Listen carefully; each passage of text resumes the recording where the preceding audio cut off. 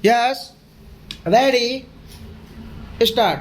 I welcome all of you to the first meeting of the Parliamentary Consultative Committee of the Ministry of Communications. We are in the midst of an information and communication revolution. This revolution is bringing about fundamental changes in every aspect of life at the national and international levels. It has also opened the prospect of India emerging as an information technology superpower. This prospect will become a reality only if we create a modern nationwide telecommunications infrastructure at the first earliest. Telecommunications is also by itself an accelerator of economic growth. The telephone is no longer a luxury but an indispensable tool in every conceivable economic activity. For example, the large network of STD oblique ISD booths established by the Department of Telecommunications in a short span, and we can see these booths even in small towns today has immensely benefited small entrepreneurs and the common person. Experts have calculated that 1% increase in telephone density results in a 3% increase in GDP.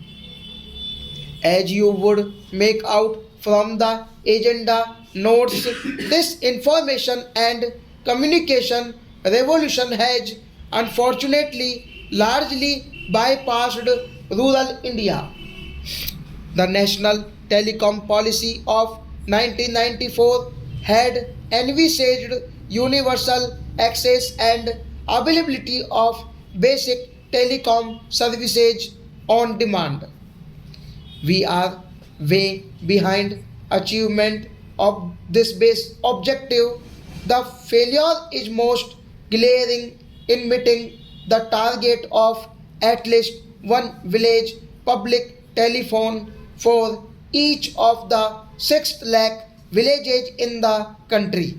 More than half of these 6 lakh villages still do not have even a single telephone, in not to mention other sophisticated forms of communications. Moreover, the telephone density in such of the villages which do have a connection is very low. This should be matter of concern of for all of us. My government will not allow the rural urban divided to get further widened because of failures in policy and implementation to meet our goal in rural telephony. My vision is to see every Indian village connected with the global village that is being created by the information and communication revolution. The failure in the area of rural telephony cannot be seen in isolation from the flaws in the national telecom policy of 1994 and its implementation. Today, everybody recognizes that the reforms in the telecom sector, particularly relating to investment in basic cellular services by private operators, have failed stop.